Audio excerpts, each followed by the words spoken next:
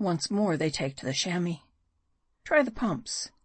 We had dropped the sinker, and found the Parki bleeding at every pore. Up from her well, the water, spring-like, came bubbling, pure and limpid as the water of Sarasota. Her time had come. But by keeping 2 hands at the pumps, we had no doubt she would float till daylight, previous to which we liked not to abandon her. The interval was employed in clanging at the pump brakes, and preparing the chamois for our reception.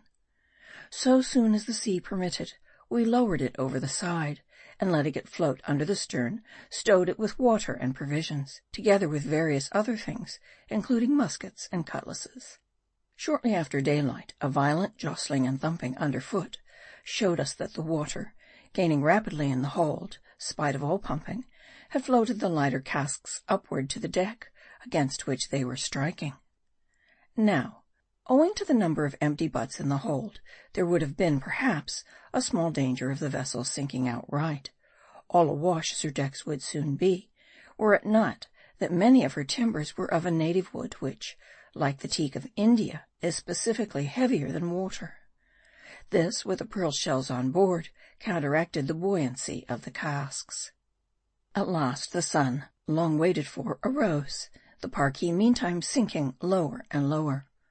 All things being in readiness, we proceeded to embark from the wreck, as from a wharf, but not without some show of love for our poor brigantine. To a seaman, a ship is no piece of mechanism merely, but a creature of thoughts and fancies, instinct with life. Standing at her vibrating helm, you feel her beating pulse. I have loved ships as I have loved men. To abandon the poor Parki was like leaving to its fate something that could feel. It was meet that she should die decently and bravely. All this thought the skyman. Samoa and I were in the boat, calling upon him to enter quickly, lest the vessel should sink and carry us down in the eddies, for already she had gone round twice.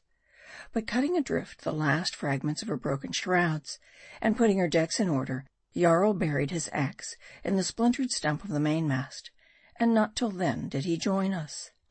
We slowly cheered, and sailed away. Not 10 minutes after, the hull rolled convulsively in the sea, went round once more, lifted its sharp prow as a man with arms pointed for a dive, gave a long seething plunge, and went down.